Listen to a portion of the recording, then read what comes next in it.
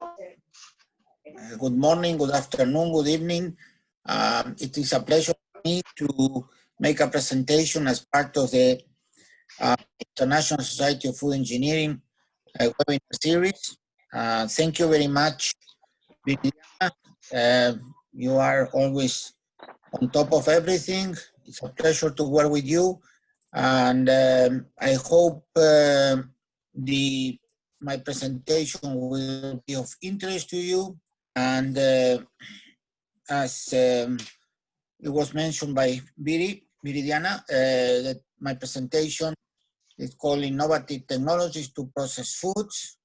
And we have a number of things to share with you. We can go on for the whole day and probably the rest of the weekend, but I want you to relax and enjoy things, and I will try to be brief, and also I will love to receive your questions. So when we process foods by conventional methods, typically thermal, we encounter the problem of damaging some attributes of the fresh food.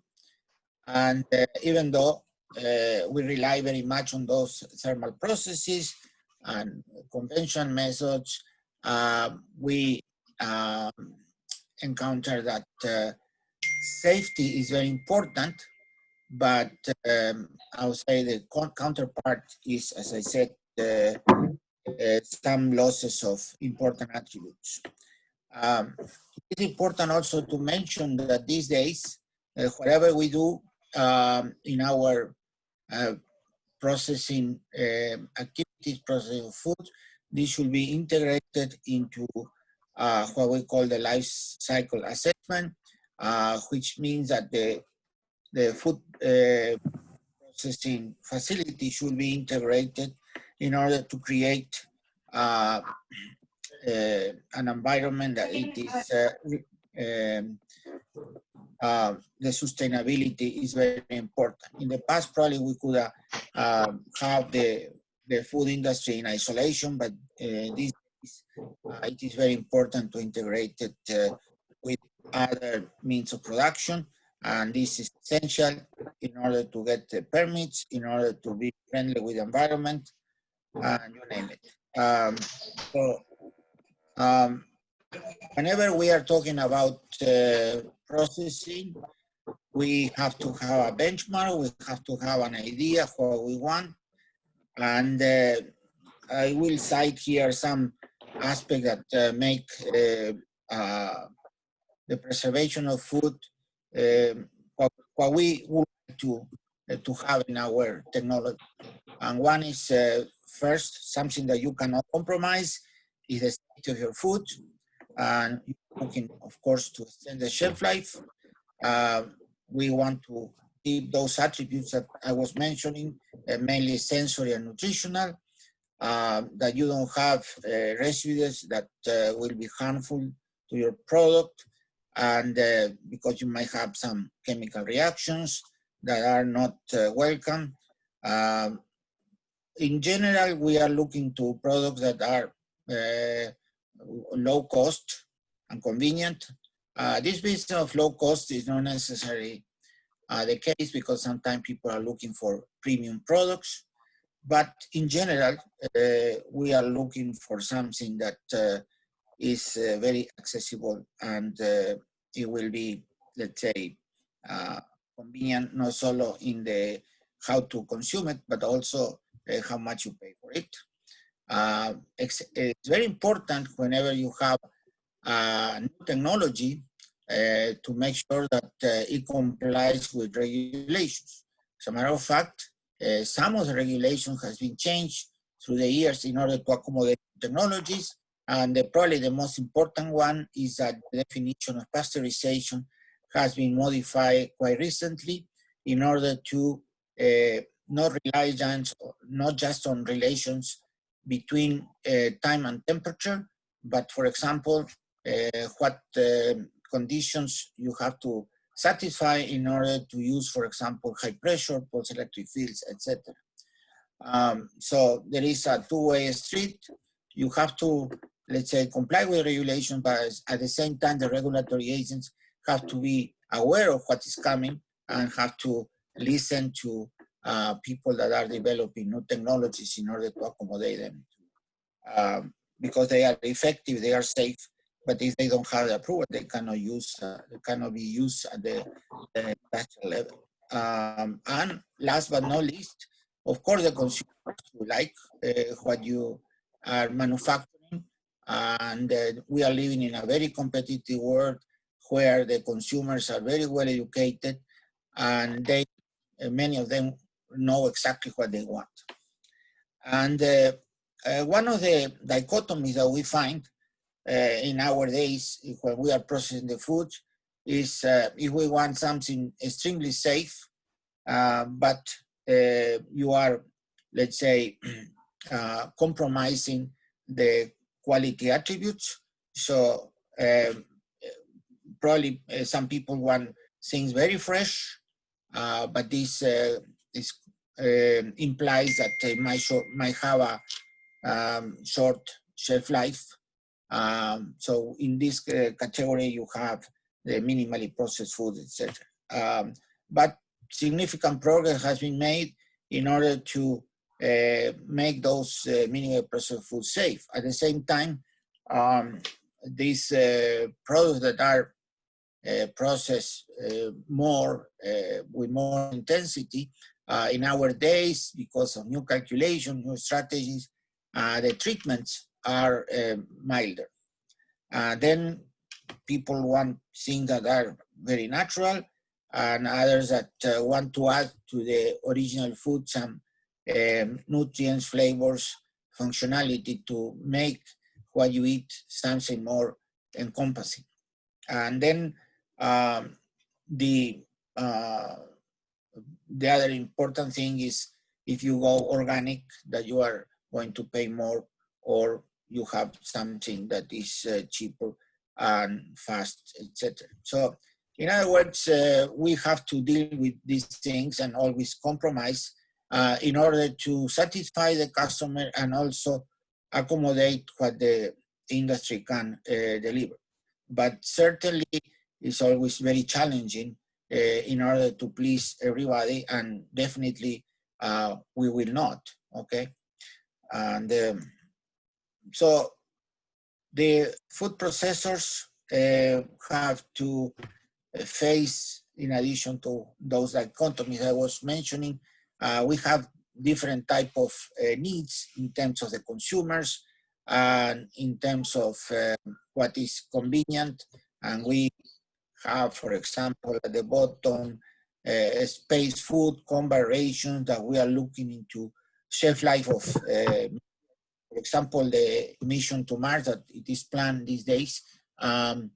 It's we're thinking about food products of 5 years of shelf life. As I said, on the bottom left, you have minimally processed foods, and this could be 1 month, 2 weeks, etc. Then we have, as I mentioned, organic foods, low carb, low fat, ready to eat, and also very important, food for the kids, food for the eels. And one industry will not be able to prepare all these kind of foods, make the industry, let's say, divided in different groupings in order to, let's say, please these kind of demands. But definitely these days, whatever you produce, quality is very important, price is very important, the way you deliver them, and probably also here we can include aspects related to food security. So these days we are, let's say, bringing to the food industry what we are saying smart manufacturing, which is something that it is becoming a common currency in many industrial settings. And you know, in terms of food processing, It is very important in order to be competitive, in order to, let's say, have a good throughput, to incorporate technology around minimizing use of energy, optimize the use of raw material, where you store them, etc. And this has been leading to what is called the food factory of the future, where you are using robotics, you are using clean atmosphere like in the pharmaceutical industry, you separate very clear the raw material from the finished product, you use the humans where it's strictly necessary, and also it's very important to create a proper social environment. In other words, that the workers are, let's say, pleased, they are relaxed, they are comfortable in working in this industry. This concept of the food factory of the future has been studied in depth, and I have to mention, for example, a 4-year project that was developed at the European Union, and many companies that are designed these days are following most of the principles, let's say, established by this type of approach. So when we are looking for new technologies, what are we expecting from them? That eventually that will replace an existing technology, for example, thermal bipolar selective fields. So in other words, we are looking for a new technology that will bring benefits. Okay, in terms of economical benefits, we typically say that if we change a conventional technology by a new technology, the profit should be 30% more. Okay, so but sometimes it's not just to replace completely an old technology, but to partially replace it, and this is very common. From the new technologies also, sometimes we are able to develop new products because of the characteristic that the technology imparts to the food that we are processing. And this is very important to take into account. Is sometimes we, as we will see, by exploring the technology, we find that you can do other things besides what you are targeting. One important aspect also is what you can address with a new technology that a conventional one might not do it. In the past, for example, irradiation, even though has some countries don't use irradiation, is forbidden, etc. Irradiation is basically the only way to, let's say, sterilize spices, because it has to be in the dry form. And there are, as we might see later on, other cases where thermal processes, conventional process cannot, let's say, solve, but the new technology might. One example, for example, is how to process oysters, and we will go over later on.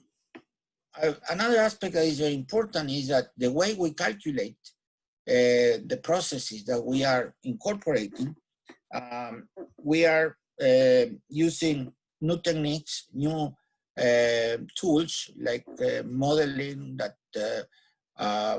will be very sophisticated, whereas the conventional processes were developed, the way to calculate them were developed actually like 100 years ago. And for example, for those that like a little bit of math, we say that the inactivation kinetics follows a first order reaction. Studies show, of course, that you have what is called the shoulder and the tail, and this is not modeled by the first order kinetics, and we have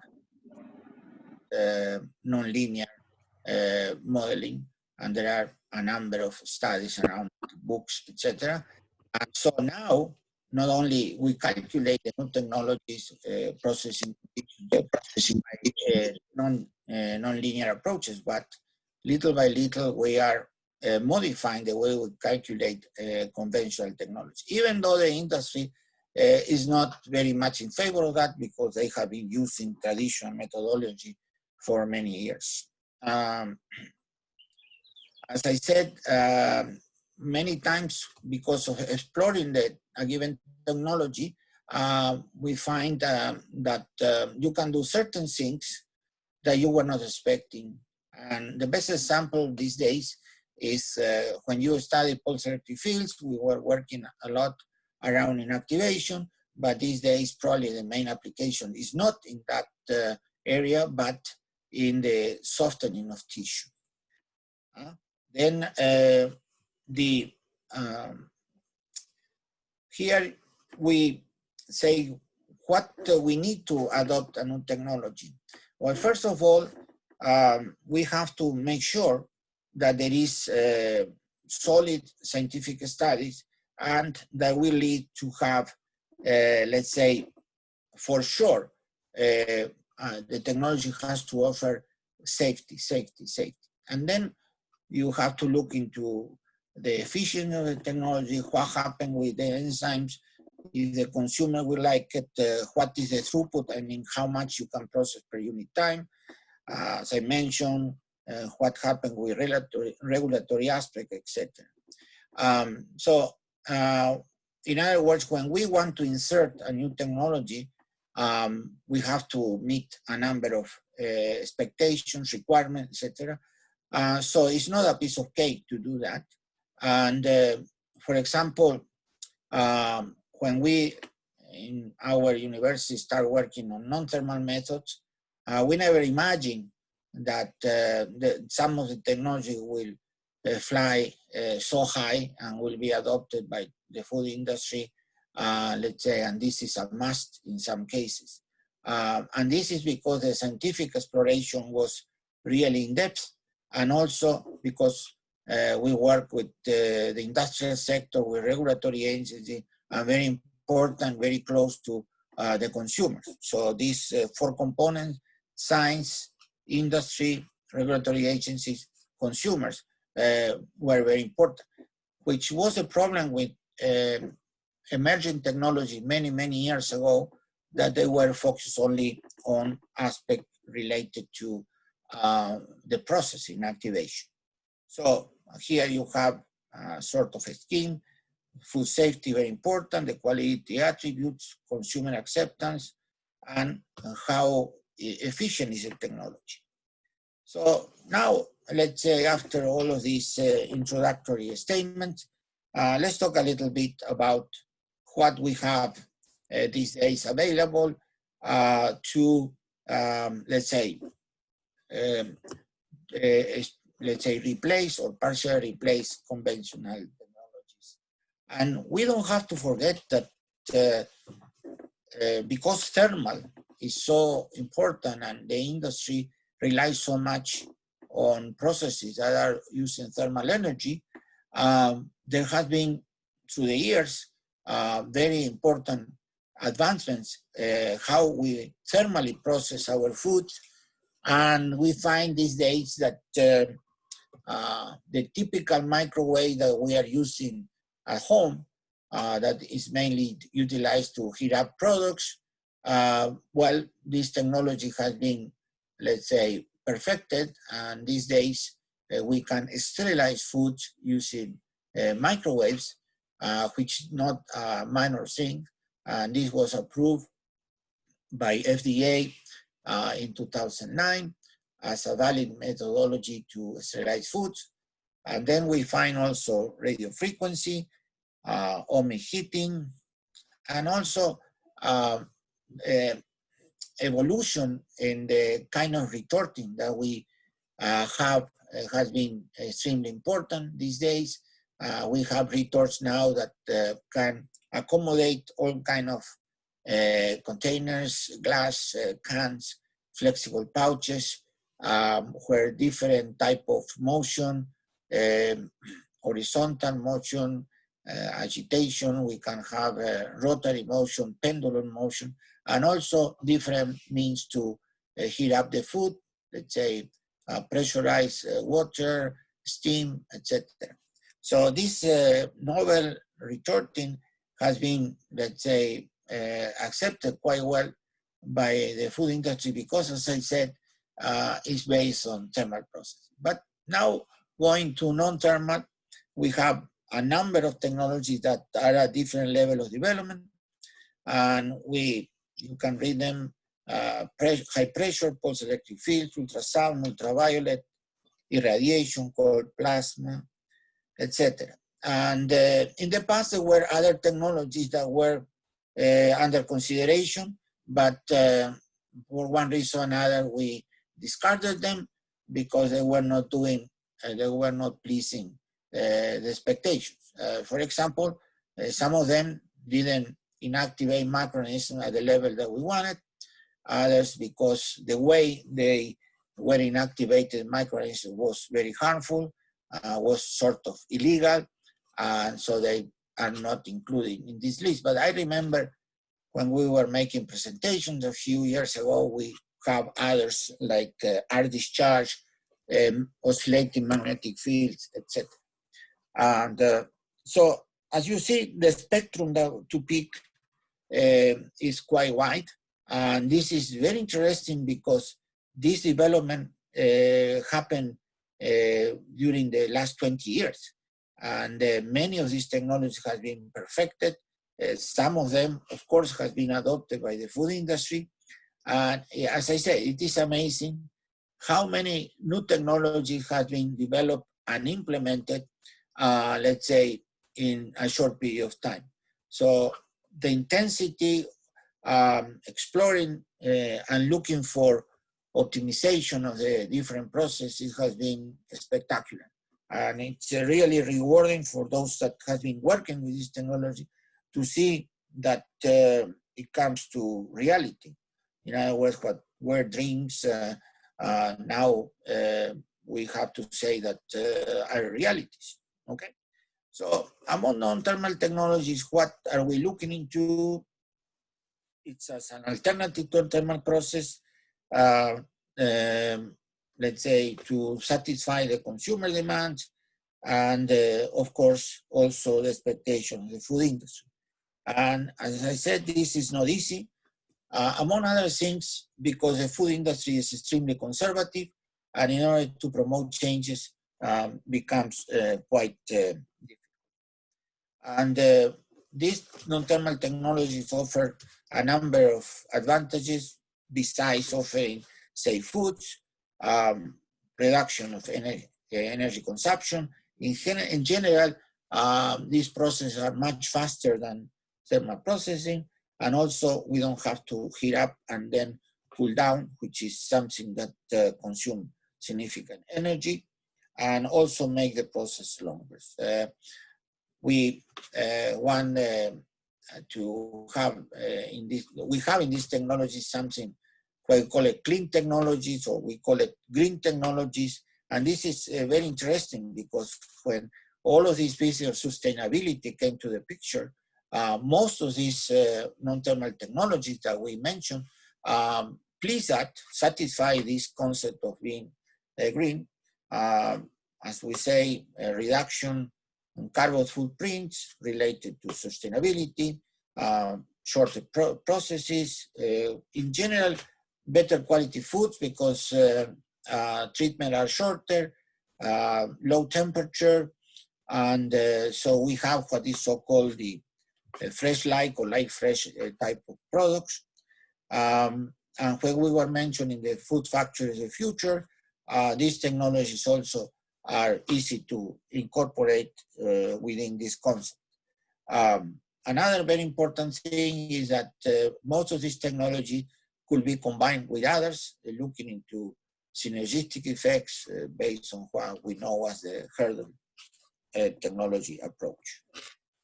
Let's visit a couple of technologies. I would like to cover many of them, but then I said, shall I say a few words about each of one or go deeper in a couple of them? And I took the decision to go the second approach. I mean, to describe some these technologies with some kind of depth, because probably in this way, those people that are interested in non-thermal or novel technologies could learn something. If I just make let's say a very superficial description, most likely many of you are already familiar with it. So pulse electric fields. This is a technology that eventually started as a concept in 1925 when somebody in the state of Pennsylvania started processing milk using pulses.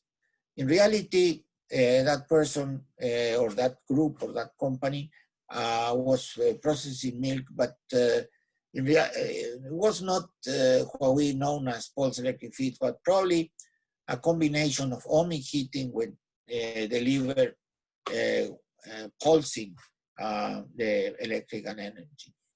And then this has been evolving through the years. And I would say that major developments happened in the 60s. And, but the applications were, for example, to extract oil from fish. And this, at that time, was not quite effective. So people in the 70s, 80s started exploring inactivation in a very modest way. We find the works in Unilever in UK, also in Germany. And in the 80s, late 80s, important company in the United States by the name of Maxwell Labs also start working on this technology, and they have a few patents. And so I would say that this technology came to reality at the level of implementation in the food industry in late 80s. And major developments happened in the 90s and so on. But the incorporation of this technology at the level of the food industry, we should say in the 2000 and beyond that. And it's becoming quite accepted technology. It's very clean, very, let's say, we can process a number of products. One thing that we have to remember, first of all, that this technology is basically to pasteurize, because one of the limitations is that it's not capable of inactivating spores, mainly the spores generated by Clostridium botulinum. And also very important to mention, this technology, in most cases, when we are looking into inactivation, it will be by food that you can pump.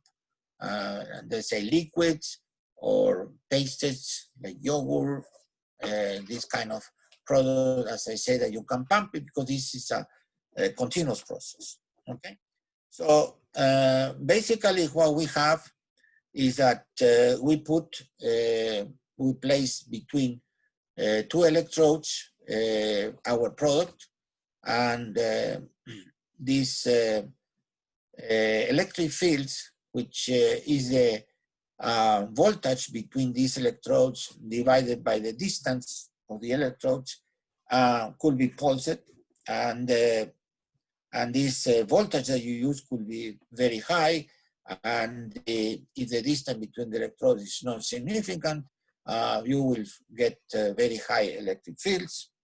And what this result is that those electric fields will attack the membrane of the microorganism and will generate pores. And this is very important, the generation of pores. And we call also this electroporation. And these pores could be reversible or irreversible depending on the intensity of the pulse electric fields. And so, as I mentioned, you generate the pores, and we call it that permeabilization. and this affect the structure of the cell. So the main reason for inactivation is the generation of the pores, because cytoplasm will be released through these pores, and let's say the metabolism of the cells gets significantly affected and in practical terms get inactivated. But also it's important to mention that enzymes in the cytoplasm could be affected, also modifying the metabolism, and in practical terms, I said, you get inactivation of the microorganism. The problem with the spores is that the cortex is very thick and it cannot generate this kind of permeabilization, okay? So, as I mentioned, you put the microorganism between two electrodes, and if you have an electric field that it's below what we say critical, nothing happens. You don't permeabilize the membrane of the microorganism. We can have, let's say, electric fields that are above the critical value, but will make the pores reversible. And this is what happened, for example, in biotechnology, that we want to incorporate what we say recombinant DNA, that we put foreign particles, but then you make the metabolism of this cell to change. In the case of food processing, we want this inactivation. So we want these pores to be irreversible, okay? So here you have a number of characteristics. That these pulse electric fields is in the ability to perforate the cell membranes, and this has a lethal effect. Important variables in order to promote the inactivation are the temperature of the food. I would say that the higher the temperature in general, the more effective is the technology. The kind of electricity, the electrical characteristic of the food, that we might say the electrical conductivity, and we can identify the characteristic of the system, the characteristic of the medium, and the characteristic of the microorganisms that we want to inactivate. So in other words, the pH, the presence of antimicrobials become very relevant at the time of inactivation. So we can have, through pulse electric fields, an efficient methodology to eliminate selected pathogen as well as spoilers microorganisms. As I said, it's a very good technology for pasteurizing pumpable foods like juices, milk, liquid eggs, etc. And one very important aspect to facilitate the use of pulse electric field is what we call the electrical conductivity of the media. In general, we can say that the higher the electrical conductivity of the media, the more difficult it is to inactivate the microorganism, because you can have some damage to the cell. On the right-hand side, we have a scheme where we show the shape of the pulses that we might have. And the typical one is the exponential decay, the one we have in the top right. And but I will go back to this figure when we provide some of the characteristics of this technology. When we say pulses of electric field of high intensity, we are talking about ranges between 10 and 50 kilovolts per centimeter. This is extremely high, and we cannot go higher because there are limitations in terms that the air becomes conductive, and instead of the electric field going through the food, go through the air, and this, of course, is not what we are looking to. These pulses are really short in terms of duration, and we have a range from 1 to 100 microseconds, but what it is, the most common ones are between 1 and 4 microseconds. And these days, we are looking also into nanoseconds, but this is at the level of lab size, not even at the pilot plant. And as I said, the applications are quite extensive. And one of the important characteristics is basically the food ends up almost the same, but with a microbial load significantly reduced. Some of the problems that we encounter are the thermal effects, because if the product is, the electrical conductivity is very high, we have anomic heating effect, which means that you generate heat by passing the electricity through the electrodes. Sometimes also, depending on the kind of configuration we have not very uniform electric fields, making the process not homogeneous. Okay, in the right-hand side, we were talking about the pulses. We were mentioning the duration of the pulse, but what kind of pulses we can get? This very much depends on the electrical circuit that we develop. And as I said, the most common one, the easiest to implement is the one on the top right, which is called exponential decay. Then also we have the square wave pulses, which is quite common too. And this has the advantage that the electric field at the maximum is a little longer, of course longer, because in the exponential decay is just an instant you have. Also you can have what we say bipolar pulses, and sometimes they go in the positive direction, others in the negative. And these are in general more efficient, but the electrical component, the circuits that you have to utilize are more complex. Sometimes we don't need to do that, okay? For example, if we want to, let's say, process juices, we can use without no problem, let's say, exponential decay. If we want products that are a little more challenging, like liquid eggs, we might go to this bipolar, let's say, type of pulses. Here you have a system where you have the product that on the left that is not treated, you pump it and go through a chamber, and the chamber you might generate, let's say, heat. So this is why it's a temperature chamber. Probably we should say treatment chamber. And then the processed product goes to another container. And as you see, we have if necessary, a cooling coil, because you might generate heat, and you want to keep things at low temperatures in order to preserve those quality attributes that we were mentioning.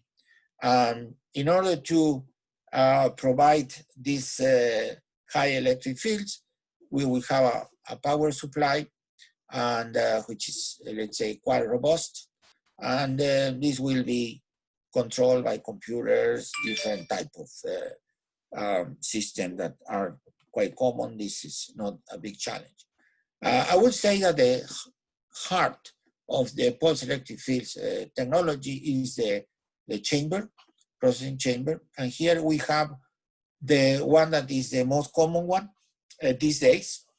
And I have to say that Washington State University patented the concept of this chamber, and then Ohio State, thanks to the brilliant mind of my dear colleague Howard Sang, implemented this chamber, and this is, as I say, the one that it is this configuration is well utilized in the industry. And what you have here are two sets of electrodes. These are the metallic part, and the white, it's the insulators.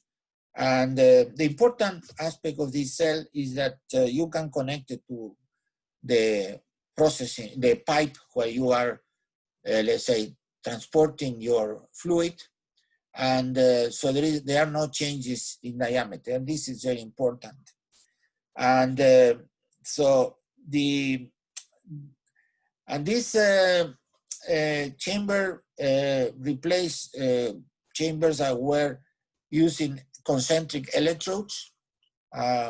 We also here at WSU have a patent on that, but then we abandoned because we established the principle for this one. And the problem with the concentric one is that we were changing the diameter, creating turbulence, etc. So there is continuous developments around this kind of a chamber that we call a co-field. And one of the important aspects is what material we use for the electrodes. And the most common one, because of convenience in terms of cost, is stainless steel, but you find also some electrodes that are made out of gold, platinum, silver, titanium, and all of them has advantages and disadvantages. But as I said, the most popular one at the industrial level is those made by out of stainless steel. As a summary, we can say that the processing parameters that we have in this technology is the number of pulses that we apply.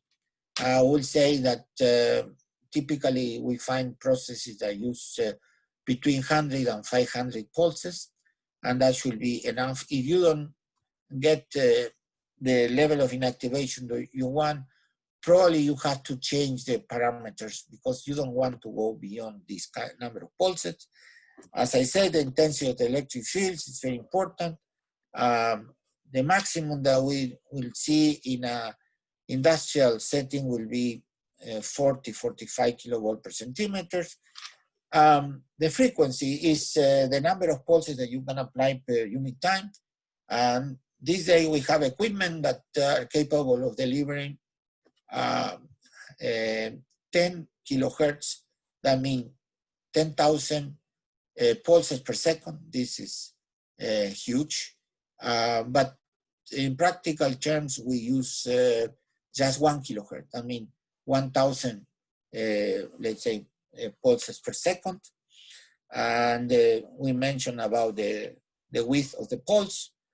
And the temperature of the media is very important. As I mentioned, in general, the higher the temperature, the more efficient is the process. And the treatment medium, as we mentioned, the electrical conductivity is one of the drivers to make more or less efficient the technology. And complementing the effect of the pulse electric fields, we can add, for example, antimicrobials, making the process more efficient. And here on the right, we have a pilot plant pulse electric field machine, and where the heart of the as you see, these are the cables, and here you have the chamber. If you compare the generator, is quite big in comparison to the chamber that we are using. And here you have two types of industrial machines. The one on the left is what I call a smooth cut. And this is used not for inactivation of microorganisms, but to porate a tissue. But as I said, this is not an application for inactivation. The one on the right, yes, this is for inactivation for this pumpable food that we were mentioning. At the bottom, you see the company that is manufacturing this equipment, which is a German company by the name of ILEA, which is a spin-off of what the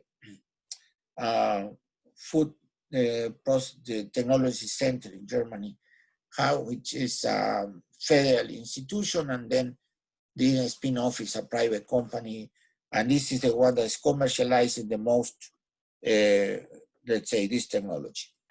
And well, probably I will talk a little bit more about what we have in the left. But here you have juices that are commercially available. These are from Europe. And you have a different type of, let's say, fruits that you can use. And as I said, to process these juices is not difficult because of the electrical conductivity, which is quite low. Then milk is in the intermediate type of electrical conductivity that makes possible to process the foods. So that is a little more challenging. And typically, you are using skimmed milk because you don't have to deal with the fat globules, which made that the kind of pulses that you apply are more intense. And this is the most important application of pulse electric fields. And you see treatment of potatoes. And this is because the electric fields generate, let's say, penetrates the tissue, and in this case, make it softer. Okay, so so this is breaks some of the structure of the product. It could be potatoes, it could be carrots, etc. But the main application these days at the industrial level is the potato industry. Okay, and so it affects the texture, and the main application is when you want to manufacture, let's say, French fries, because by softening the tissue at the time of cutting, the product, the energy that you have to supply in order to have the cutting is much less because you condition already the tissue, and that implies significant energy saving. And if you consider the throughput in the potatoes that are tons and tons per hour, this electric energy savings become quite important. And you have in the bottom left, let's say, the potatoes coming to the processing line, and then they are treated before cutting with those pulses. And I have to say that these days, if you design a potato facility to manufacture French fries, I mean, to prepare the potatoes in order to get fries later on, to use pulse electric fields is a must, okay? There will be no potato industry that will not use pulse electric fields because it has been demonstrated that it's quite efficient, okay? And so this is the main application, and we have different sizes of this,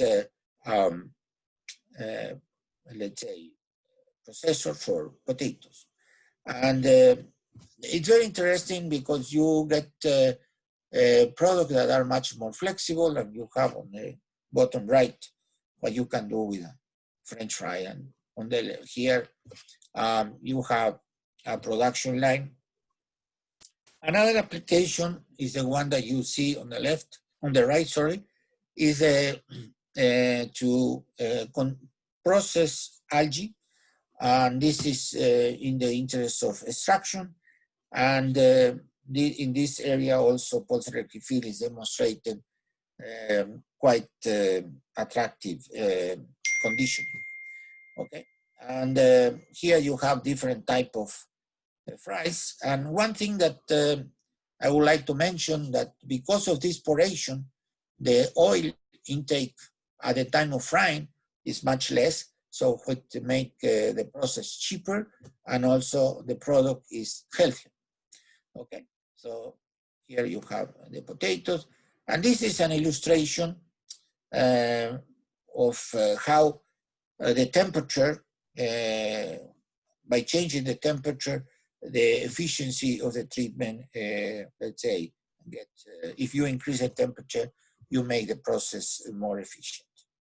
And we were mentioning about combining this technology with others. And one of the most common combination is to combine it with thermal treatment.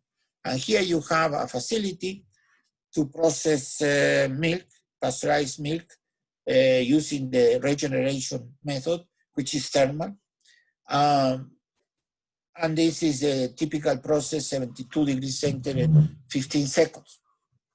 And the quality of the milk could be improved, but at the same time, the flavor characteristic that you impart with thermal treatment is preserved.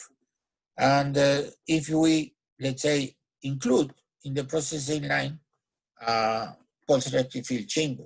So here you have the combination of two effects, the thermal treatment and the pulse electric fields, and you see the incorporation of the pulse electric field is quite easy in a processing line. You have to cut the pipes and put in the middle a chamber. Okay, so much for pulse electric fields, a very attractive technology.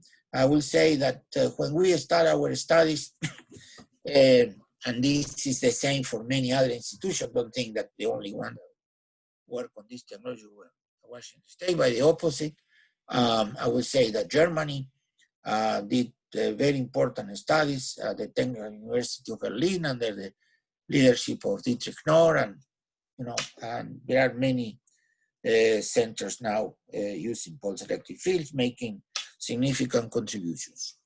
But when we started here to study pulse electric fields, we were working with so-called electroporator, and the chambers that we're using, the distance between the electrodes was less than 1 millimeter, and the capacity of those cells were 10 milliliters, really small. And look what we have now. So another technology that is quite popular is high pressure. We have been working on this for a number of years, and this is more popular in the food industry right now than pulse electric fields. But again, one of the characteristics is the fresh-like attributes are well preserved. When we talk about high pressure, we are talking about pressures, very high pressures, from 200 to 800, 900 megapascal. In order to have an idea what the kind of pressure we are talking about, imagine a tube that you put it vertically and you fill it with water, and that tube is 100 kilometers high, and the pressures that we get at the bottom of that tube are the kind that we are talking about. Of course, this is extremely high, but believe it or not, microorganisms survive these kind of pressures. Of course, mammifers like us, no way that will stand those high pressures. One of the characteristics of technology, remember, contrary to pulse electric fields, in general, this technology is for solid foods. What I mean is it's a batch operation, contrary to pulse electric field that is continuous. And this is one of the limitations of this technology, because in order to reach those very high pressures, we have to have containers, vessels that are very robust in order to stand those high pressure and not get deformed in a significant manner. There are many manufacturers, equipment manufacturers, but not that many that are supplying to the food industry equipment, okay? So it's a technology, as I said, in batch. It can process solids, liquids, semi-solids, etc. In that regard, it's more versatile than polyselectric fields. And on the right, you have a scheme or the basic principle.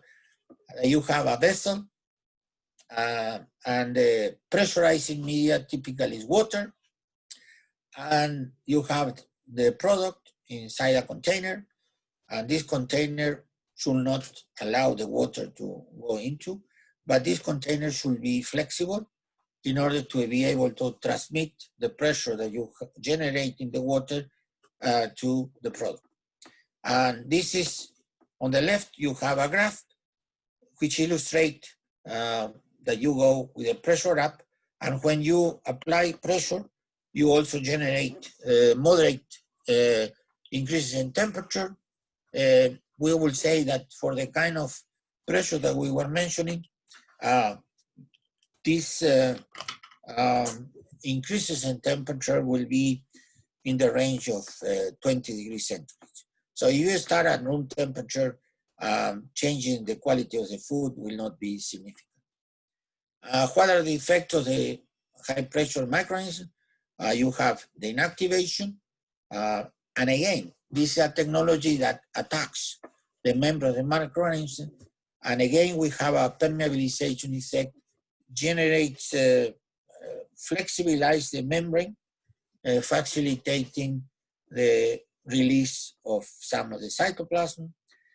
Also, this technology, the nature proteins, in many cases, there is lower the enzyme activity, and like in pulse electric fields, you can combine this technology with others in order to increase the effect. And we have a number of applications. You can process juices, and the first product in the United States was based on avocado, which is called guacamole, very popular in Mexico. Now it's becoming more universal, but definitely is a Mexican product, and was, in the case of the United States, was the very, very first that came to the market.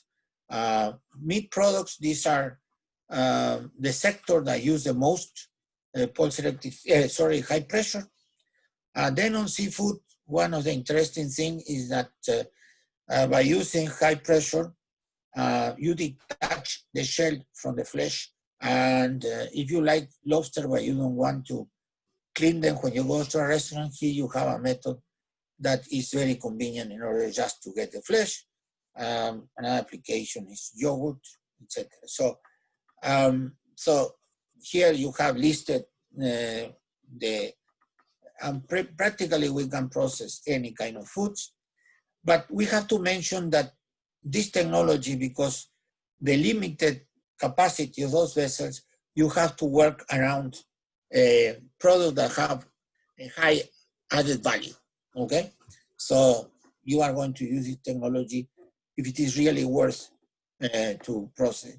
Even though the process is short, the industrial level, no more than 5 minutes. In some cases, could go up to 10 minutes. But if you see a publication and say, we process the food for 30 minutes, forget it. This is, at the industrial level, will never work. So here you have the illustration of the products, again.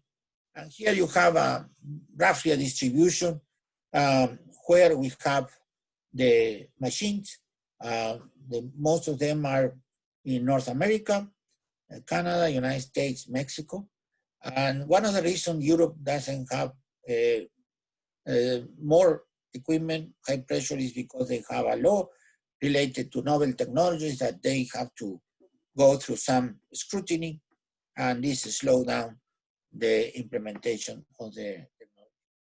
In general, we can say that the advantage of high pressure are a good number, and it is also worth to mention, probably many of you don't know, that now we have an institution here in the United States that certify that the high pressure treatment it's appropriate. So if you don't get that seal, you might not claim that this is a high pressure process, okay? And there are, let's say right now, like 15 companies that are, let's say, affiliated with that institute. And these are the ones that produce the most number of products at the industrial level. Just to illustrate how popular this technology is becoming, I will say that most of the juices that you are buying at the Starbucks are juices that has been treated by high pressure. In the label, they say cold press, okay? Because if you say high pressure, people don't understand the technology, but you say cold press, it's more marketable, okay? So, and one important thing is that in general, you put the food inside a container and then you apply the pressure. That, in other words, is a terminal process, which is important. Then after it is, let's say, is completed the process, you just have to put it in container, boxes, etc. The retention of the sensory attributes is very high. You can claim what is so-called clean label. That means that it doesn't have artificial additives because in general it's a short process. For example, for juices, in 1 minute, we have more than enough time to get a safe product. So you don't have much energy consumption. Again, here you don't have heating and cooling like in thermal. And again, it's a process that is environmentally friendly, okay? So here you have an illustration of a concept that was developed, implemented, and then abandoned, okay? And this is a semi-continuous process where in here, yes, you have to use liquids or pumpable products.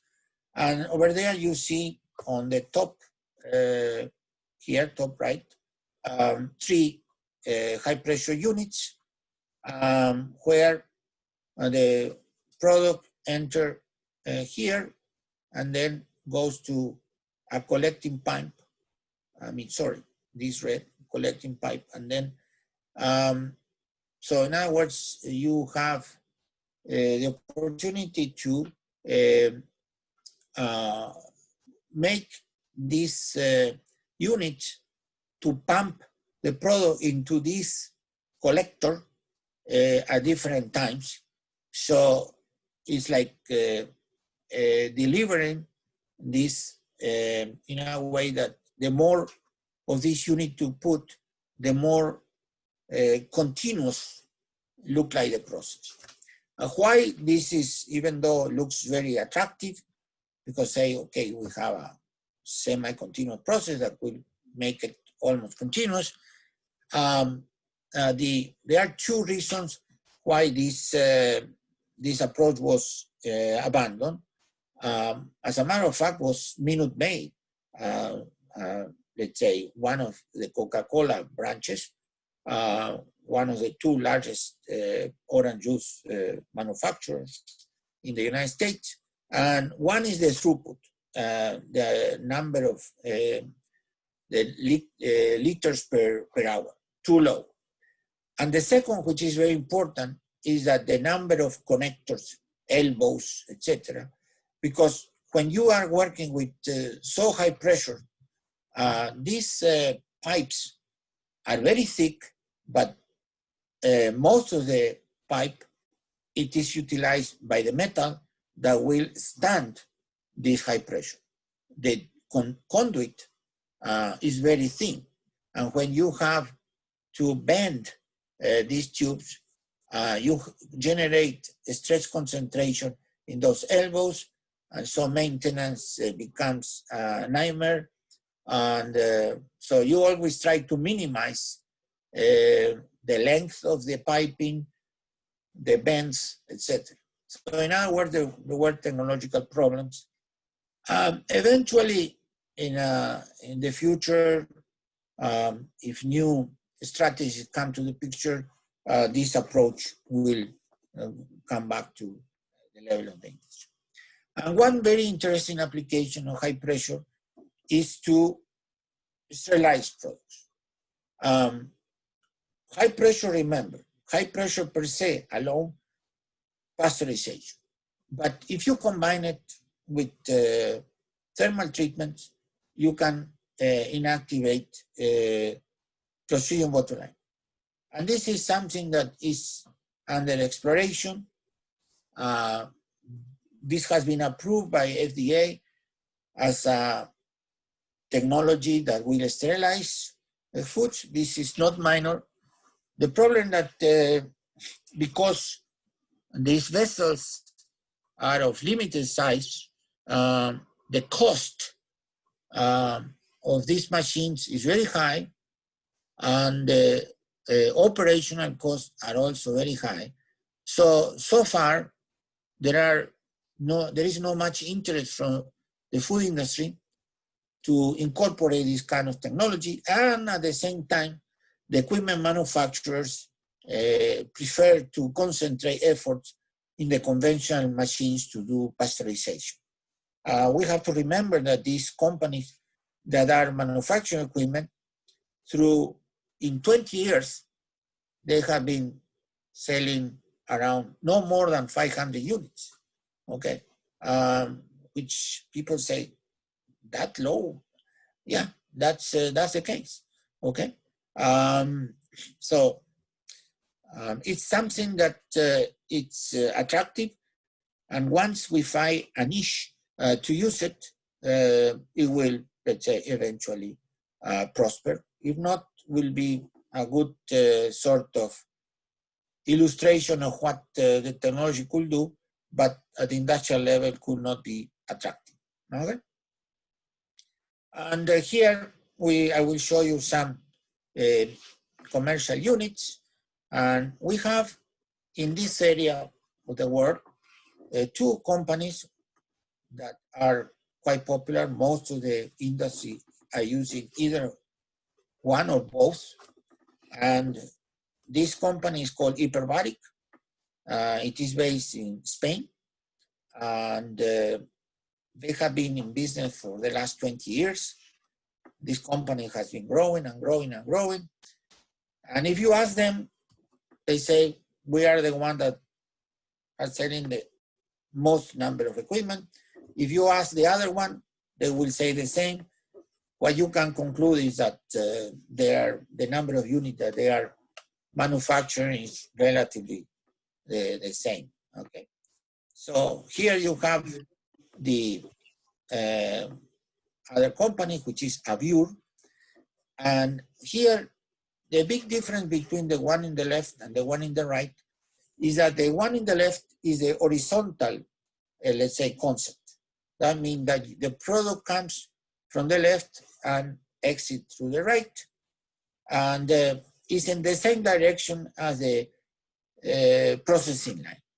Where the one in the right is the vertical load, and this was the design. This was a design that was used in the past, but in our days, the one in the left is the one that is becoming more popular. Okay, here we have another unit by Hyperbaric, and this is an horizontal one by Avure. Avure is based in the United States. Right now, the headquarters are in Columbus, Ohio. There are other manufacturers, for example, China manufacture units that are very similar to Hyperbaric, and there are other countries that are manufacturing small quantities of machines, but let's say that these companies are the most popular ones. And on the top right, we have another Avure machine, which is very interesting because this machine you can change the capacity. And this is very important because sometimes you use a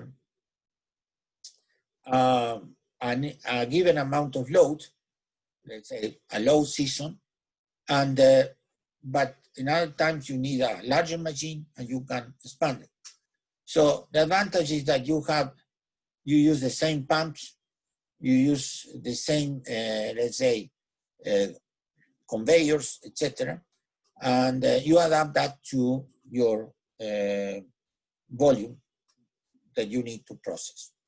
One comment that is very important is that these machines, you can buy them, you can rent, or what sometimes you do is that you bring your product to a facility that it is processing by high pressure products from other companies. And this is what's so-called toll processing. And in many occasions, this is very convenient because you don't have a use for the machine in a continuous basis, you just have a small production. So toll processing is very popular, leasing the product or acquiring the product. This machine that you see on the top, the price is in the range of $3 million. One of the applications that is very interesting is for process some kind of seafood. And one of the most popular one is are oysters, because with high pressure, you open the shell, something that if you don't have high pressure, you have to do it manually, which is very intensive in terms of human resources. And also, you inactivate Vibrios, in this case, Vibrio vulnificus, but the oyster tastes like fresh, something that is very much appreciated. Okay, so here you have more units. The one on the left is the one I was mentioning. It's very versatile. They call it AV70X, and this could go to AV40X, etc. And here you have a hyperbaric unit, and both companies, the maximum size of the vessels is 525 liters. As you see, it's not that big. It's not that big.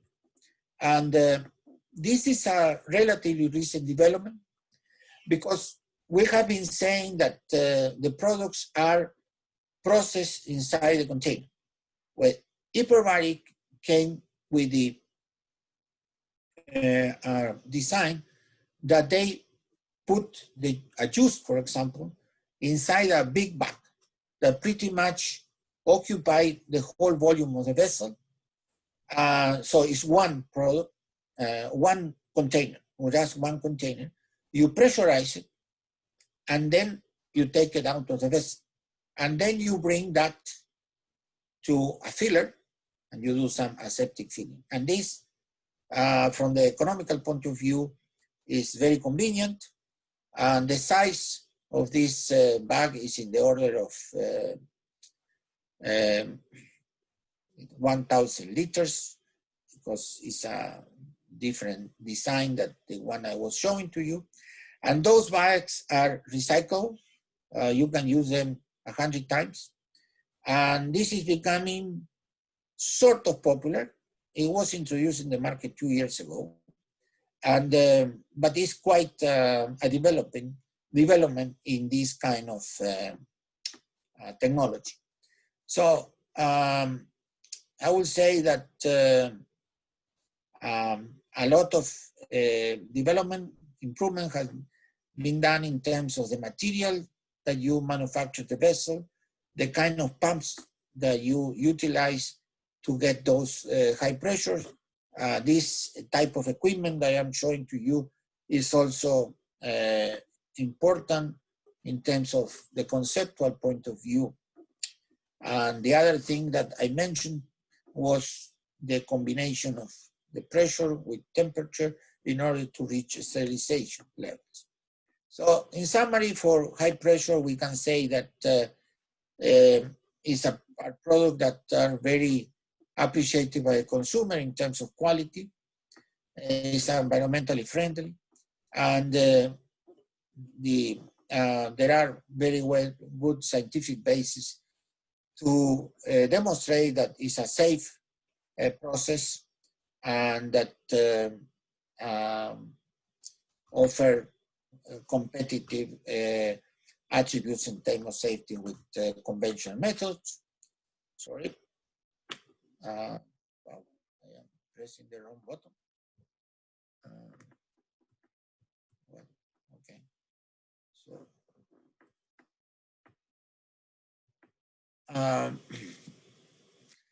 in general, one of the characteristics of this technology, which is very important, is that the treatment is very, very uniform. And the transmission of the pressure to the product is almost instantaneous. Okay? And I would say the quality, excellent. And this technology, the last generation, I would say the last 30 years, was developed in Japan. Okay, but now the Japanese pretty much abandoned this technology, going to this high pressure that I was mentioning. They are working now at the level of 100 megapascal, but they are using it mainly for extraction purposes or conditioning, for example, rice, in order to facilitate the cooking, but not for inactivation. As I said, the technology, going back to the summary, is environmentally friendly, and so in other words, very appealing with current requirements in terms of what the technology should be, let's say what the technology should be in order to meet a number of requirements. We can say that there are other transformations that happen due to high pressure. For example, development of gels at room temperature. This is an interesting application, mainly for the companies that are manufacturing seafood analogs, let's say utilizing surimi as a raw material, okay? And because of the fact that the space that you utilize with the food product within the vessel could be very high, very high. I mean, you can utilize from these 525 liters, you can load up to, let's say, 450 liters of material, because you don't need much pressurizing medium. So in that regard, it's very important. And packaging materials, if you use, let's say, flexible ones, you have many different opportunities. And it is important to say that it requires well-developing, let's say, materials in order to make them non-permeable and that will stand those high pressures. When we have this sterilization, when you combine high pressure with heat, there were no packaging material able to, let's say, stand the high pressure and high temperatures. So special raw materials, pouches were manufactured. But this is, in our days, this is not an issue, but it was at the beginning, okay? Final remarks I want to make. We have many other technologies to cover, but I think by illustrating these two, I show like a pathway of how this technology have been evolving and what type of equipment we have as a realization to use at the industrial level. Something that was unthinkable 20, 25 years ago has been adopted by the food industry. We see that it's becoming a must in many different niches, like in poultry fields, as I say, in the potato industry, and, for example, in high pressure in the manufacture of attractive high quality juices. So the other technologies that we didn't cover, they also have some of these features. And one of the reasons I concentrated in these two is because both of them are definitely adopted by the food industry, where the others that I listed there, not all are at the massive adoption by the food industry, even though they are very promising. With that, I say thank you very much. And I hope at least a few things that I mentioned were of interest to you. I thank you, Viridiana, again. I thank you, the International Society of Food Engineering, for giving me the opportunity to make this presentation. And it is really an honor because these webinars have been handled by people extremely well established in the food processing domain. Okay, I don't know, Viridiana, if there are questions. Yes, thank you very much, Dr. Barbosa, for sharing your knowledge today with us. We are a bit out of time, but I don't know if you have the time for at least, I don't know, 2 questions from the audience. Oh, I have the time, yes. Okay, so if anyone wants to open the microphone and make it by themselves, or if you want, I can also read the ones. You have plenty of questions in the chat, but I'm not sure that we are going to be able to answer all of them. But if anyone wants to ask them directly. I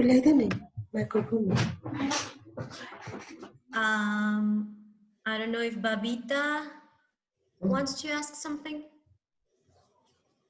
Yeah, I'm Babita. Yeah. Hi. Yeah, you can go Hello. ahead.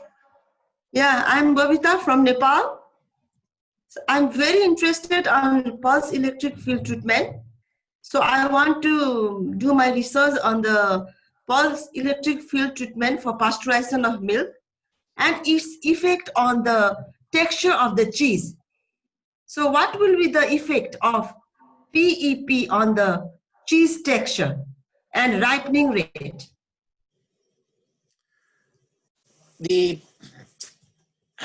When you use pulse electric fields in milk, as I mentioned, typically you are using skimmed milk. You can use 2% or whole milk. The important effect on the milk by pulse electric fields is in casing and weight, because the proteins, and pulse electric fields quite a lot with the protein because proteins are polar. So the configuration of the casing is different than if you process through thermal method.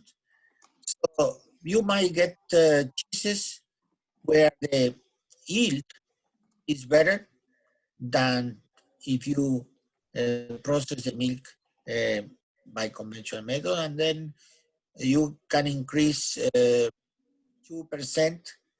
the yield, which in cheese manufacturing is a lot. But I would say that I wouldn't recommend pulse selective fields, but I will definitely recommend high pressure, because these changes in water holding capacity are more significant. Okay? So I would say to use pulse selective fields post pasteurization directly is more appealing than to process it in order to later manufacture the cheese. Any other question? One more question, please. I think we have Farhad. Yes, go ahead, please. Hello, Gustavo. Thank you very much for your presentation. It was very interesting. I have one question about the effect of PEF, pulse electric field, on milk fat globules.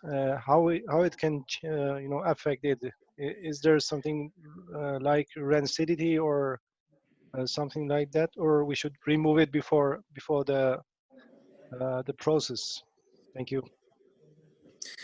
Well, if we are looking into inactivation, well, most likely the meat products that you're talking are solids or semi-solid, so we might not use pulse selective fields. So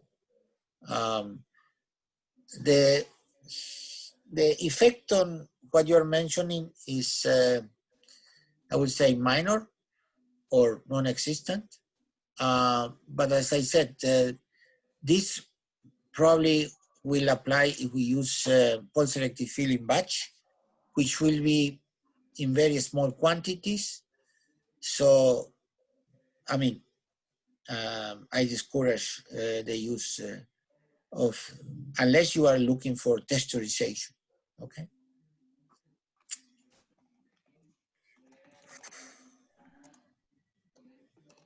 More questions? One last question. I have a question. Thank you, Dr. Milan. Go ahead. Can we have pulsed electric field instead of enzyme when preparing apple juice to increase the efficiency of pressurizing? I hope you understand me. No, because you start with electric field and then you mentioned pressurizing. So I didn't understand. I didn't catch what you. If you prepare apple juice, you should damage the apples. And normally is used the enzyme that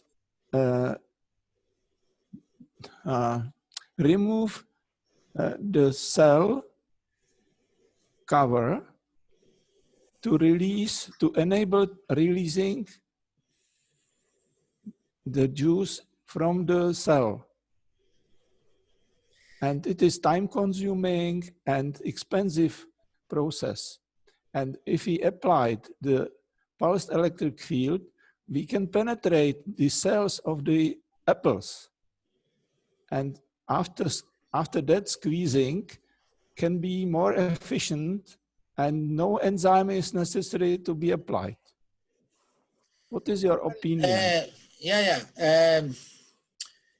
What happened is that when we are saying that we are pasteurizing the juice, both on using pulse selective fields and high pressure, the juice was already generated. We already have the juice, okay? And what we do is to, in the case of pulse selective fields, pump the juice and we pasteurize it. In the case of high pressure, we put the juice inside the bottle, flexible pouches, and then you apply the high pressure. But we are not talking about manufacturing the juice, okay? But you mentioned something very interesting, because we talk a lot about inactivation, but you mentioned enzymes.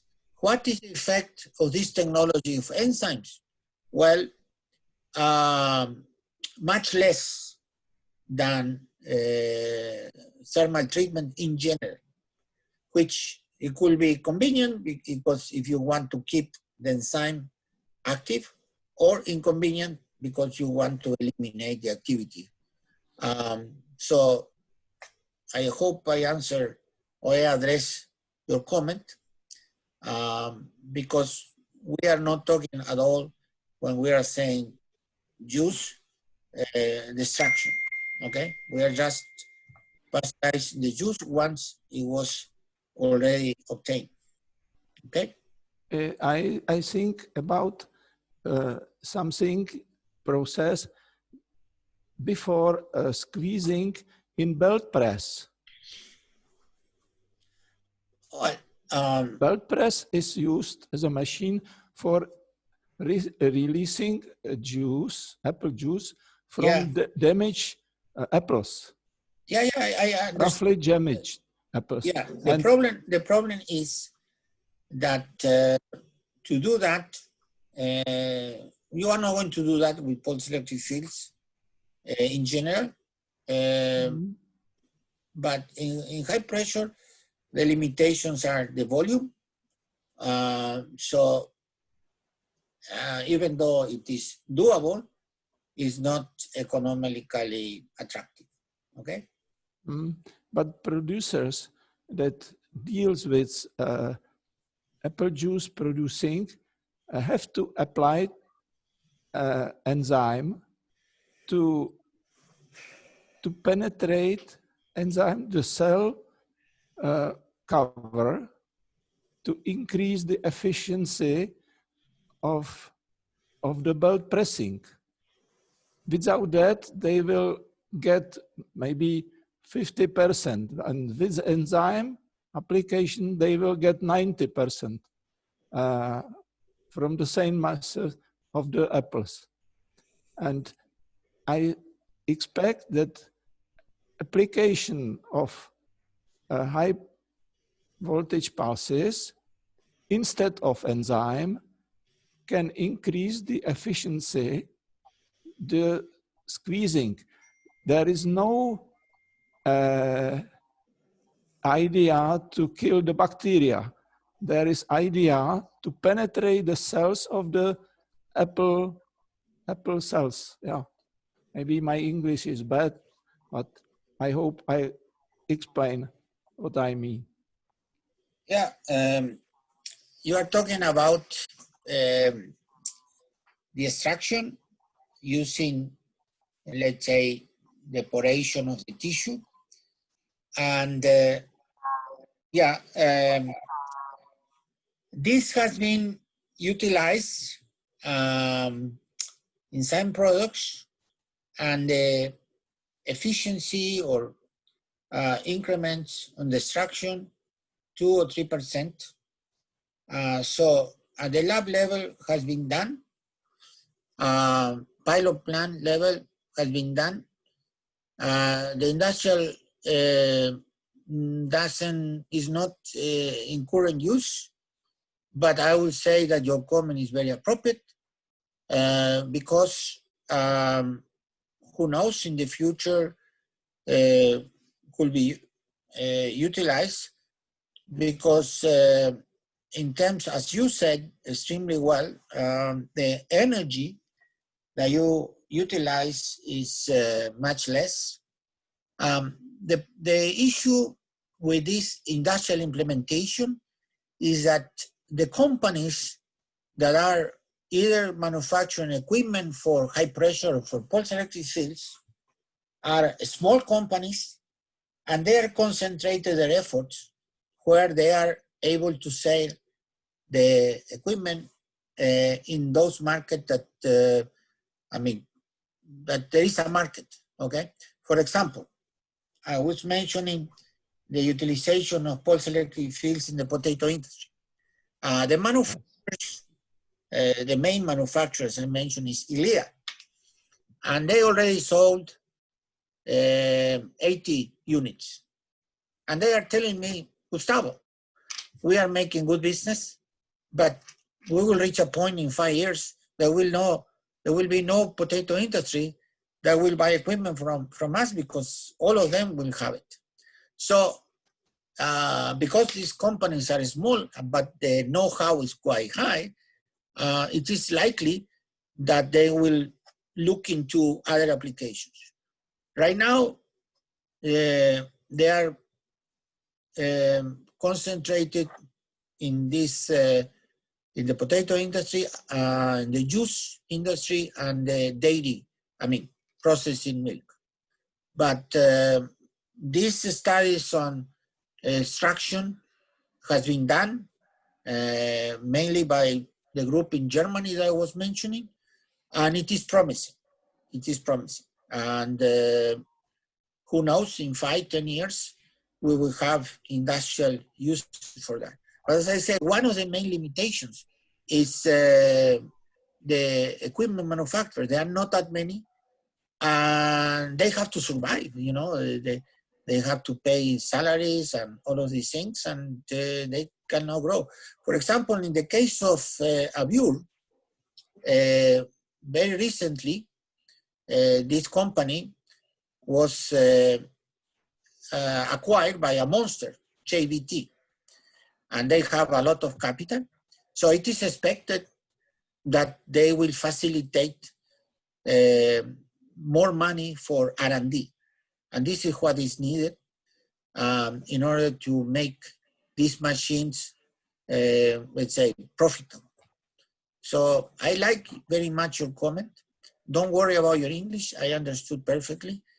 And this really brought a different angle to what I have been saying. Thank you. Very, very nice comment. Thank you very much, Dr. Barbosa. I'm afraid that we run out of time. So thank you all of the participants for being here with us. Thank you for your time. And I think we're having a lot of comments and a lot of questions. So perhaps we'll have you soon again in our webinar. It'll be very interesting to have you sharing us the other technologies that we didn't have the chance to review today. Viridiana, thank you very much. As usual, you did a fantastic job. Whatever this is your success. I just delivered a lecture that I would be teaching one of my classes. And yeah, I would love to present other technologies, but as you see, I would like to present with some degree of detail, because if not, if I cover many, people will bring home not much. So yeah, we can have webinar 2, webinar 3, webinar 4.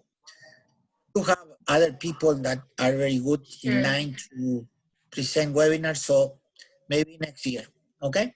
Thank you so much, and please keep tuned. The ones that are remaining here, and check for our webpage. And we have a Facebook page and also an Instagram account for more information regarding our next presentation, which will be happening, I think, around in a month from now. Again, thank you so much, Dr. Barbosa, and thank you everybody for being here. I think Mariana wants to say hello to you. Hello, doctor. Thank you very much. How are you? Very good, Hello. doctor. Thank you very much. Okay, welcome, welcome. Yo me quedé con una pregunta. I have a question. Last question, please. Go ahead. Okay, go ahead.